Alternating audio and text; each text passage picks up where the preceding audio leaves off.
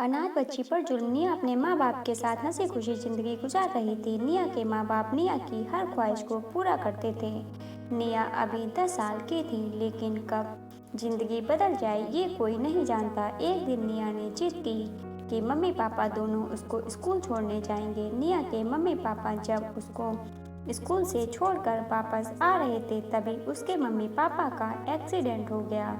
Mummy papa के road accident में मृत्यु के बाद इकलौती निया असहाय हो गई। दादा दादी नाना नानी कोई नहीं, सारे नज़दीकी रिश्तेदार निया को रखने के नाम पर कतराने लगे।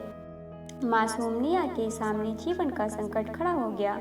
लड़की को कोई भी अपने पास रखने का जोखिम नहीं उठाना चाहता। बड़े बेमन से निया के दूर के मामा नैन उसे अपने साथ शहर ले आए। पढ़ने लिखने की उम्र में उसे घर के काम में झोंक दिया। सुमिता नैन की पत्नी अपने पति पर चिल्लाती, आपके कारण इस मुसीबत को साथ में लाना पड़ा। लड़की की जात है, देखते ही देखते जवान हो जाएगी। नयन कहता, मजबूरी थी सुनीता, करमजली को कोई ले जाना नहीं चाहता था। मजबूरी में मुझे अपने गले में घंटी बांधनी पड़ी। सोचा घर का काम काज करती रहेगी। सुनीता बोली, काम की न काज की, दुश्मन अनाज की, आए दिन बीमार पड़ जाती है। कालिया कहीं की। पिंकू नयन और सुमिता का बेटा, वो भी निया से खाल खाता, न जाने कहाँ से ही कल मुही को पकड़ लाए। दिन भर सिर खुजाती रहती है।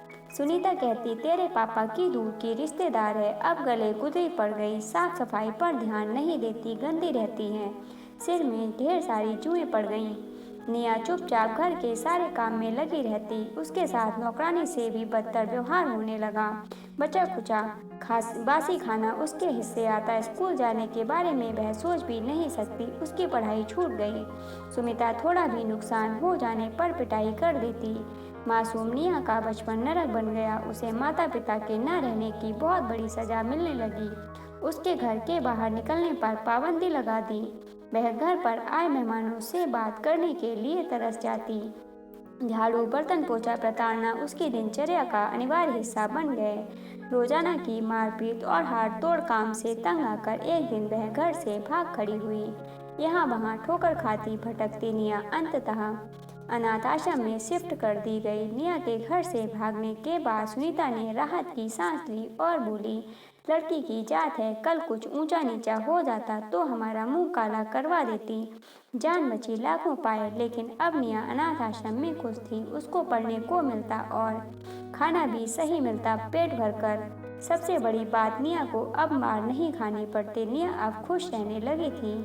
दोस्तों, कभी किसी मासूम पर इतना जुल्म नहीं करना चाहिए।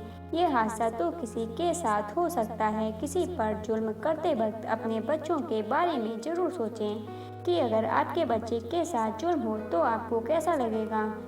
दोस्तों, इस कहानी के बारे में आपकी क्या राय है, कमेंट बॉक्स में ज़रूर बताइएगा। कहानी अच्छी लगी हो तो लाइक और शेयर कीजिएगा।